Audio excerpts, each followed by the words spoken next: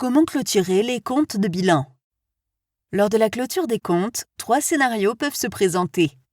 Le compte présente un solde débiteur si le total du débit est supérieur au total du crédit. Le compte présente un solde créditeur si le total du crédit est supérieur au débit. Ou le compte présente un solde nul. On dit encore qu'il est soldé. Dans ce cas, le total du débit est égal au crédit. Pour illustrer ces 3 scénarios, prenons les 3 comptes suivants. Afin de clôturer un compte, il faut procéder en 2 étapes. D'abord, il faut déterminer quel côté présente le total le plus élevé et reporter cette somme en bas sur les 2 côtés. Dans notre premier exemple du compte caisse, nous constatons que le total du débit est de 1200 et celui du crédit est de 400.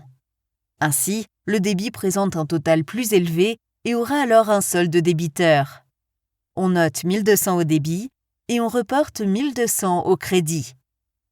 Ensuite, nous calculons le solde qui permet d'équilibrer le débit et le crédit. Pour ce faire, on prend la différence entre le montant reporté au crédit, ici 1200 €, et tous les montants indiqués au crédit, ici 400.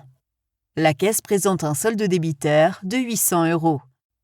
Pour notre deuxième exemple du compte fournisseur, on constate que le total du crédit est plus élevé que celui du débit et présente ainsi un solde créditeur. Par conséquent, on note 1500 au crédit et reporte le même montant au débit.